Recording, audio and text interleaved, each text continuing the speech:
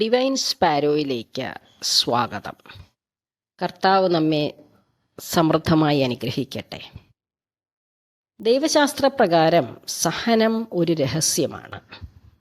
നീ വേദനിക്കുന്നത് കാണുമ്പോൾ ദൈവം ഒരിക്കലും സന്തോഷിക്കുകയില്ല. പക്ഷേ ആ വഴിയിൽ കൂടി നീ പോകണം. അത് മനുഷ്യബുദ്ധിക്ക് അതീതമാണ്. എന്തിനാണ് ദൈവം സഹനങ്ങൾ മനുഷ്യജനത്തിന് നൽകുന്നു എന്നത് ഒരു രഹസ്യമാണ്. നീ എവിടെ താമസിക്കണമെന്നുള്ളതും എന്ത് ചെയ്യണമെന്നുള്ളതും എന്ത് ദുഃഖങ്ങൾ സഹിക്കണമെന്നുള്ളതും ദൈവ പദ്ധതിയാണ്.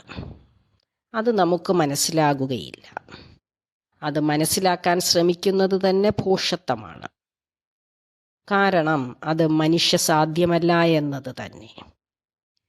പക്ഷേ ദൈവവചനം നമ്മെ പഠിപ്പിക്കുന്നത് ദൈവം ഏറ്റവും കൂടുതൽ സ്നേഹിക്കുന്നവനാണ്, ഏറ്റവും അധികം സഹനങ്ങൾ നൽകുന്നത് എന്നാണ്.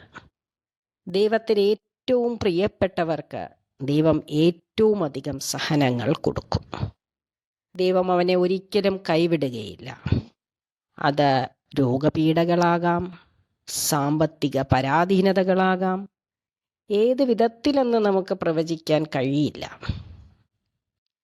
വചനത്തെ ഒരാൾ വിശ്വസിച്ചാൽ വചനം അവനെ സുഖപ്പെടുത്തും. കർത്താവിൽ വിശ്വസിക്കുന്നവരെല്ലാം കർത്താവിൻ്റെ വചനത്തെ വിശ്വസിക്കും. യോഹന്നാൻ 14:15 നിങ്ങൾ എന്നെ സ്നേഹിക്കുന്നുവെങ്കിൽ എൻ്റെ കൽപ്പന പാലിക്കും. യോഹന്നാൻ 14:23 എന്നെ സ്നേഹിക്കുന്നവൻ എൻ്റെ വചനം പാലിക്കും.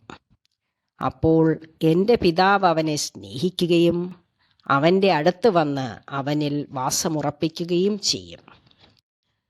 യോഹന്നാൻ 11:40 വിശ്വസിച്ചാൽ നീ ദൈവമഹത്വം ദർശിക്കും.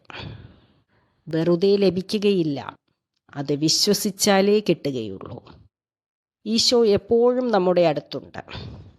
ഇവിടെയെല്ലാം ദൈവത്തിൻ്റെ സാന്നിധ്യമുണ്ട്. ആര് വിശ്വസിക്കുന്നുവോ അവരിലേക്ക് കൃപ ഒഴുകും. ആ ആൾ എത്രമാത്രം വിശ്വസിക്കുന്നുവോ ആ വ്യക്തിയിലേക്ക് കൃപ ഒഴുകുക തന്നെ ചെയ്യും. എവിടെയെല്ലാം നമ്മുടെ കർത്താവായ ഈശോയുടെ വചനം പ്രഘോഷിക്കപ്പെടുന്നുവോ അവിടെയെല്ലാം ഉദ്ധിതനായ ഈശോ ജീവനോടെ കടന്നു വരും. നമുക്ക് അതുകൊണ്ട് എപ്പോഴും ദൈവവചനത്തിലായിരിക്കാൻ ശ്രദ്ധിക്കാം.